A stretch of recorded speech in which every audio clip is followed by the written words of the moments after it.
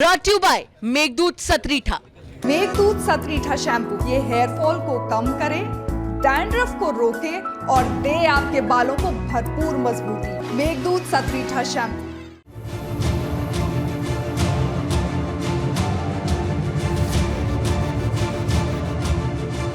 कहते हैं राजनीति सहूलियत का खेल नहीं।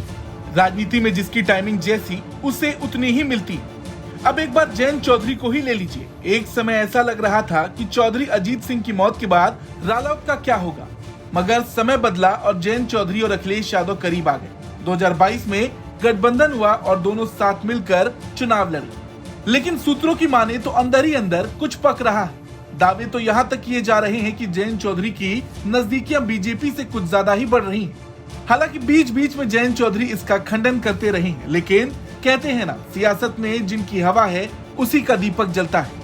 और फिलहाल ऐसा लग रहा कि जयंत चौधरी की हवा बुलंद है। अब आप सोच रहे होंगे कि अचानक जयंत चौधरी क्यों सोशल मीडिया पर ट्रेंड करने लगे, तो चलिए हम आपको बताते हैं कि आखिर हुआ क्या।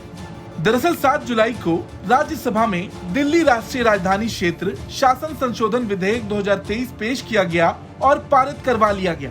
इस विधेयक को रोकना विपक्षी एकता इंडिया के लिए एक अहम चैलेंज था।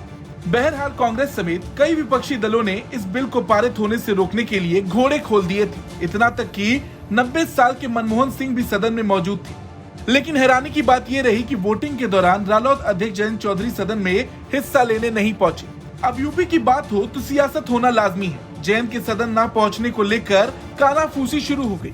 दावे यहां तक किए जाने लगे कि जयंत चौधरी बीजेपी के संपर्क में हैं और इसीलिए सदन नहीं पहुंचे।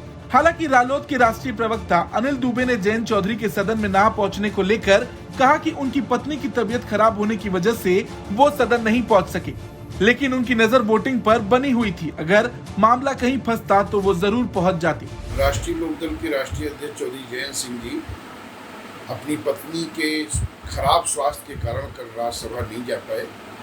उनकी पत्नी का मेजर ऑपरेशन हुआ था, जिस वजह से वो राज्यसभा की कार्रवाई में दिल्ली सेवा विधेयक में भाग नहीं ले सके।